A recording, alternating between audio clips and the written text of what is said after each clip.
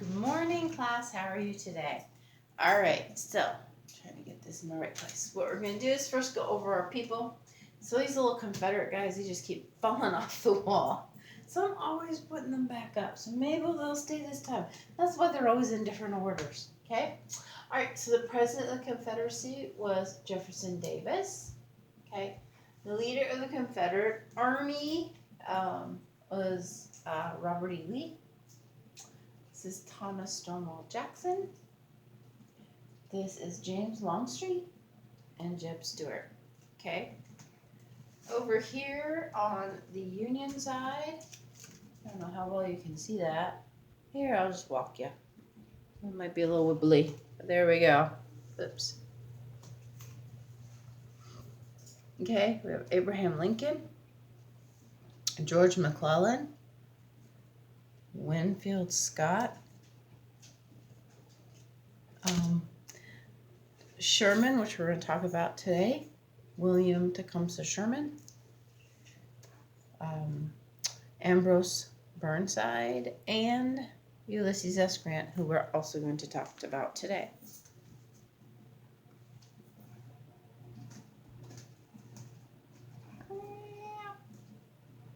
Sorry, trying to get this in a good place for you.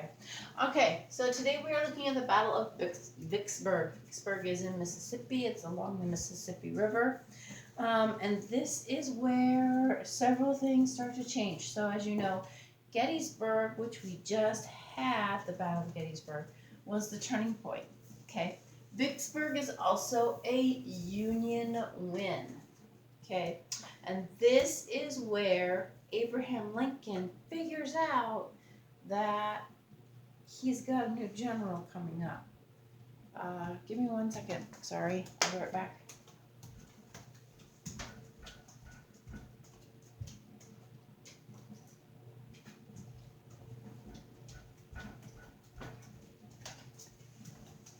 I'm back. Hi. I forgot my glasses. Okay. So Vicksburg is a Union victory.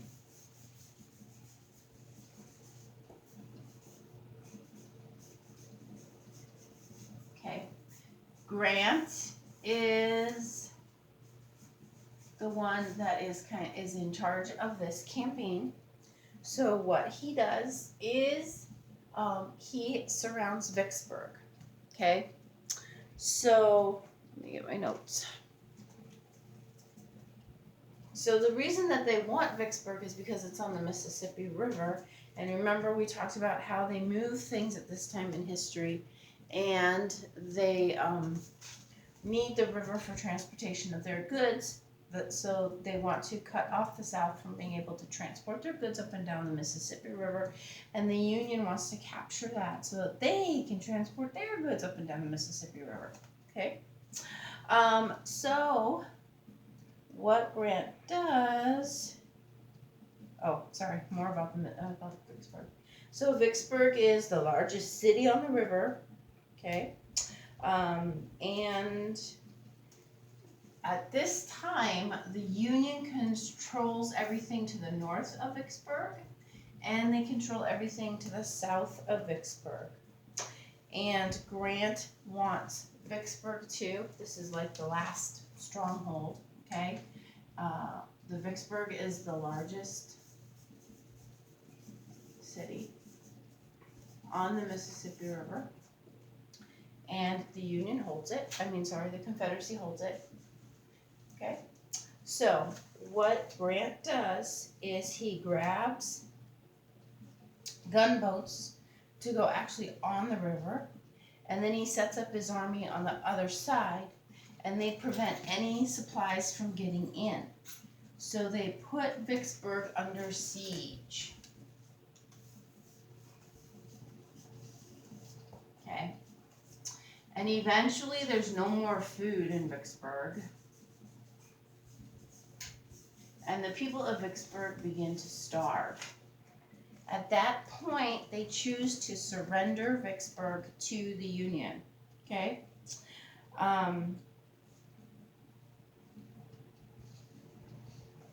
Just making sure I didn't forget anything. So this gets Lincoln's attention.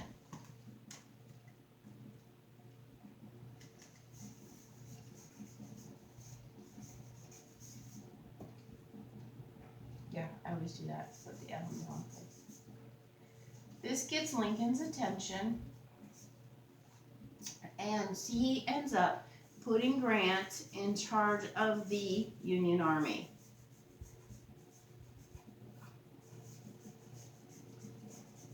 Okay. A lot of people try to talk Lincoln out of it because Grant doesn't have a great reputation, but Lincoln decides to go with him because he says that Grant knows when to fight.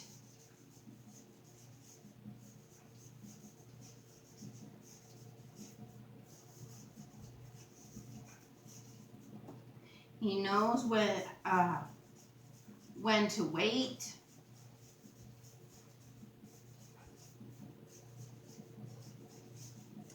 And he knows how to win.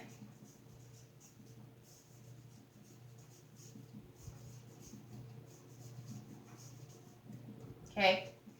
Now they said that you don't want him because he drinks and he smokes and he does these things, and Lincoln said, that's not what I'm looking for. I'm looking for a general who knows what he's doing. Okay. So Grant is in charge of the whole Union Army, but one guy can't be everywhere at the same time, so Grant has other people in charge of other parts of the Union Army, and they all report to Grant. Okay. Does that make sense? All right.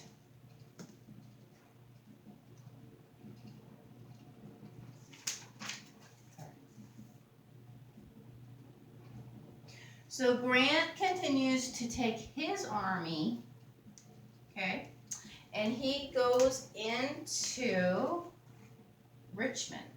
Remember, they've been trying to catch Richmond for like ever. Since the beginning of the war, actually.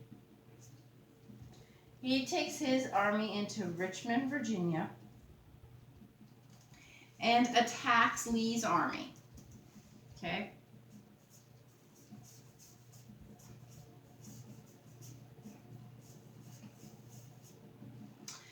Now remember, after Gettysburg, Lee lost a lot of men in that battle. And he really couldn't afford to lose a whole lot more. Actually, he couldn't afford to lose any.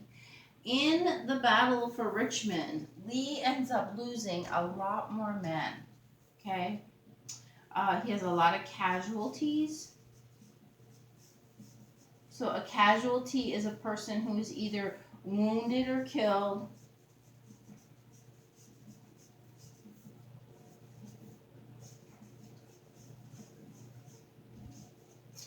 Now, Grant doesn't get away without a lot of casualties too, but the thing with Grant is he has a lot more men. So even though they both have a lot of casualties in this battle over Richmond, the fact that Grant had more men, it means it didn't affect his forces as much as it did Lee. Because if you start out with less, and remember, way back in the beginning of all of this Civil War, we talked about how they started out with less men to begin with. They've always had less men. So for every man they lose, it really becomes a problem very quickly. Remember last time we talked about how this is at the point of the war where the Southerners say, hey, slave people, if you fight for the Confederacy, we will guarantee your freedom at the end. Okay? And that is why, because they needed the men. All right. So, remember I told you he put people over top of other people. So, one of those people was called William Tecumseh Sherman. And Sherman, if you say Sherman, especially in the South, they immediately think of his march to the sea.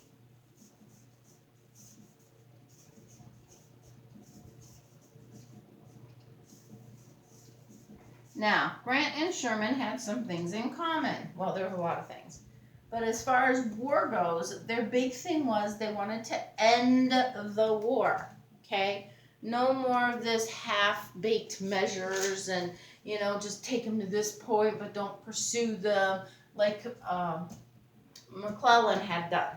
Okay, they're like, we gotta be ferocious and just end this war. Okay, so that they both agreed on, just be decisive and end the war. So what Sherman did was he took Atlanta, Georgia.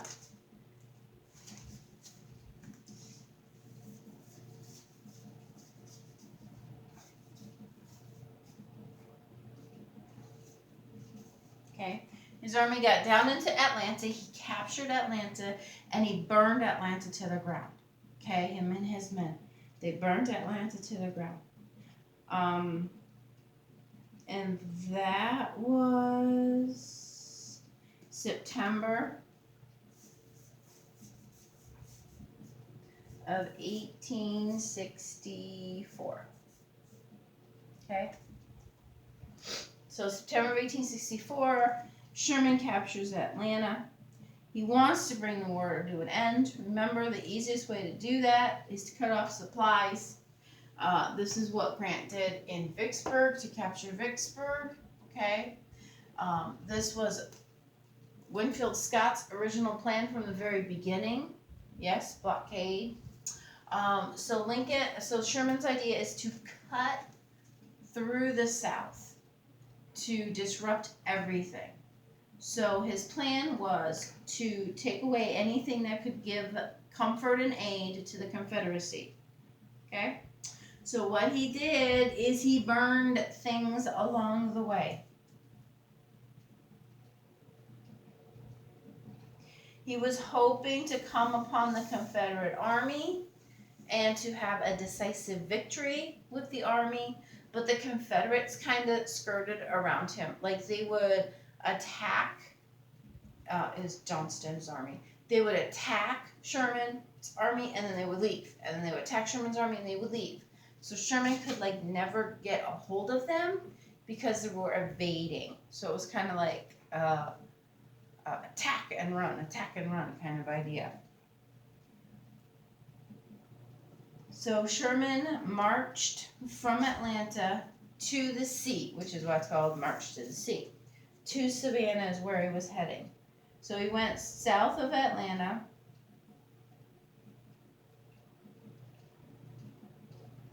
And he started to try to destroy the Southern economy.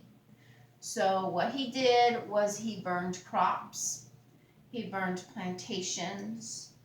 He took animals and they ate the animals. Sherman's army also ate, crops and things along the way. They took stored food and ate that. What they didn't eat, they burned. Okay, so they were trying to destroy the economy, the comfort and aid of the Confederacy. That was his plan. That's what he set out to do. He also wanted to destroy their transportation. And remember we talked about that the transportation at this time, there's no cars, there's no planes, right? There are railroads, there are horse-drawn wagons. Those are the things that they have. So him and his men would heat up the railroad ties. Okay, so here you have your tracks, and across here, these are called ties. So they would get a fire, okay, and they would heat up the ties, and then they would bend them around a tree, because when metal gets hot, you can mold it, okay? And then they would just leave them on the ground. So you'd have all these little, like, bent railroad ties, okay? And they were actually nicknamed Sherman's neckties. That's what they were called. So he was trying to disrupt the railroad. So you can do that by taking out parts of it, so that the Confederacy could not resupply the South, Atlanta and Florida and Texas and those areas with anything running on the railroad. That includes troops. Remember we talked about that. They would transport troops, soldiers on the railroad, so that would prevent them from getting more soldiers also.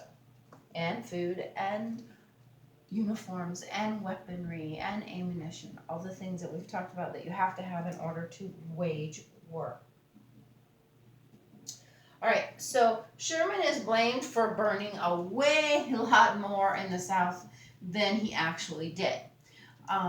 Lots of folklore came out about this, and basically they had just a certain section of the South that they walked through and burned as they go.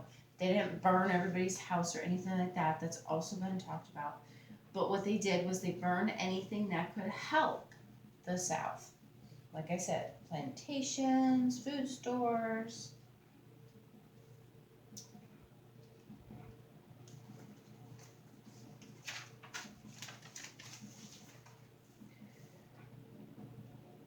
Okay, so as Sherman's marching, he divides his soldiers into 4 groups. So they spread out further so that they can destroy more crops, railroads, and plantations.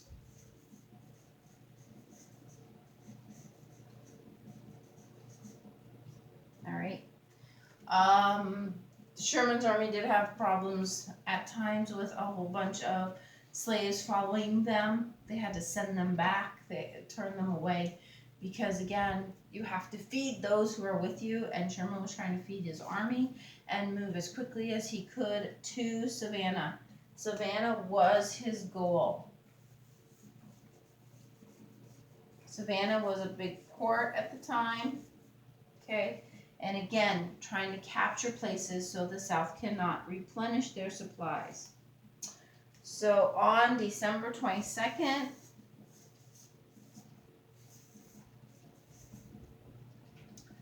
um, 1864, Sherman reaches Savannah. Okay, and 2 days later, he sends this message to the President Lincoln. He telegraphs it. Remember, they had telegraph lines. Remember how Grant was like the first one to use telegraph lines in war.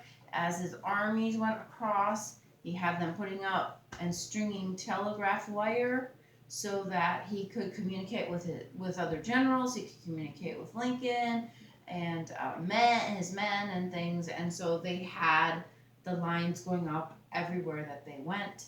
And then the South figured it out and they tried to cut lines. Remember how we talked about that? All right, so this is the message he sent Lincoln.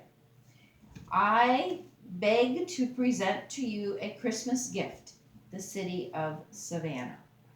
Pretty cool. So Sherman spent 1 month in Savannah and his army. Whenever I say Sherman, it's not just Sherman. It's his army, obviously. Okay? So they spent a month in Savannah, and then he took his army and they made a march on the Carolinas.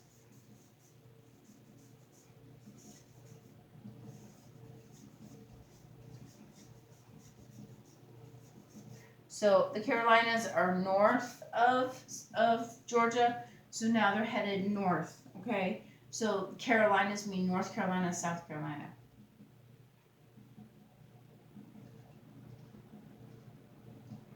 Lost it, sorry. The Confederate troops surrender.